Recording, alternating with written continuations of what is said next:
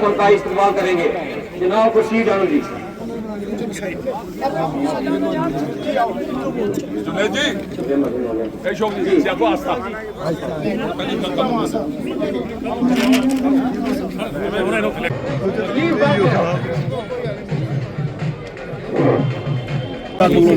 देखिए, जैसा मैंने अभी कहा कि आज हम यहाँ जो कॉन्स्टिट्यूशन डे है 26 नवंबर, वो यहाँ पे हम मनाने आए थे।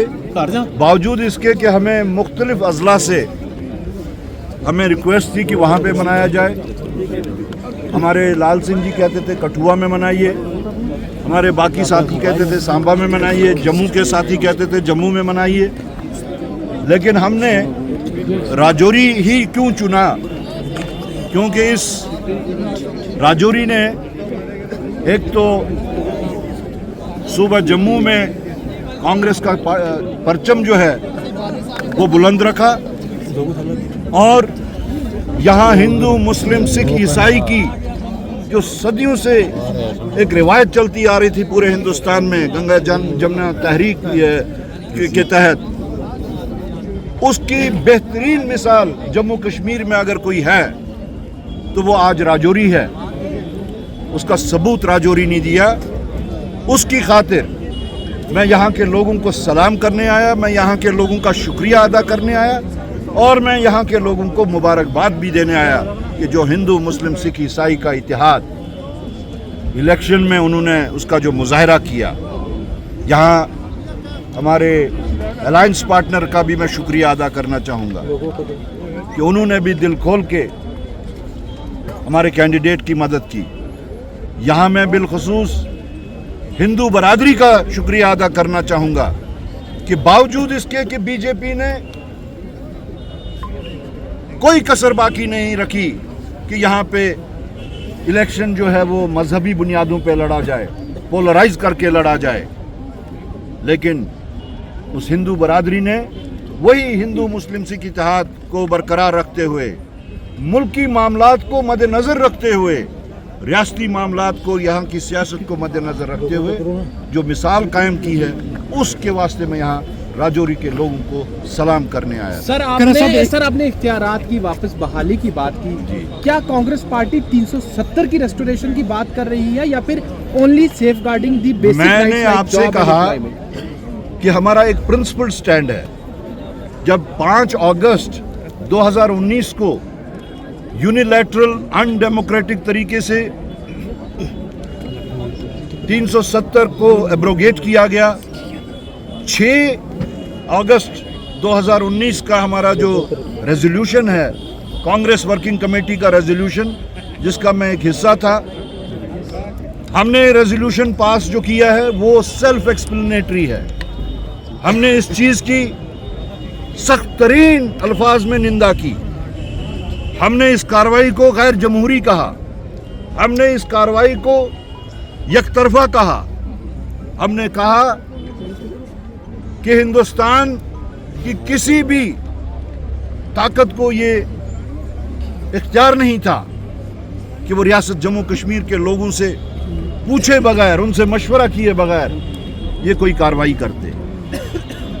और उसके बाद वो मुकदमा जब सुप्रीम कोर्ट के पास पहुंचा तो सुप्रीम कोर्ट ने उस पर अपना एक वर्डिक्ट दिया, और उस वर्डिक्ट के तहत उन्होंने मरकजी सरकार की जो ये कार्रवाई थी उसको आईनी करार दिया।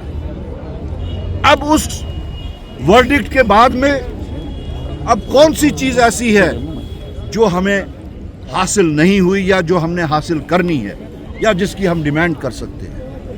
तो उस वर्डिक्ट के बाद अगर हमारे वास्ते कोई चीज़ अब बाकी रही है हासिल करने के लिए तो वो सिर्फ स्टेटहुड है। हमारा स्टैंड रियलिस्टिक स्टैंड और हमारा स्टैंड जो based on the decision of supreme court है उसके तहत हम स्टेटहुड मांग रहे हैं। इसीलिए हमारी जो कैंपेन थी, हमारा जो मंशूर है, उसमें भी हमने स्टेटहुड की ही बात की है। इलेक्शन से पहले भी, इलेक्शन के दौरान भी, इलेक्शन के बाद भी आज भी मैं उस स्टेटहुड की बात कर रहा हूँ। सर सर आपके अलायंस की बात की, अलायंस की अगर बात करें, अलायंस की तरफ से नेशनल कॉन्फ्रेंस की बात करें, उनके स्टेटहुड के साथ साथ 370 की बहाली की बात की, आपका अलायंस पार्टनर है। कांग्रेस अगर बात करती है रियासत की, तो देखिए, जहां तक आपके सवाल का ताल्लुक है, हम अलायंस पार्टनर्स, दोनों अलायंस पार्टनर्स का या कोई भी अलायंस पार्टनर पॉलिटिकल पार्टी होती हैं, उनका अपना अपना मंशूर होता है। नेशनल कॉन्फ्रेंस ने अपने मंशूर के तहत इलेक्शन लड़ा, कांग्रेस पार्टी ने अपने मंशूर के तहत इलेक्शन लड़ा। ये सिर्फ जम्मू कश्मीर या कांग्रेस या एनसी का मामला नहीं है। इवन हिंदुस्तान के किसी भी रियासत में जहां पे एनडीए भी अलायंस में होती है, वहां पे भी उनके मंशूर के तहत लड़ा, ना उन्होंने हमारे मंशूर के तहत लड़ा।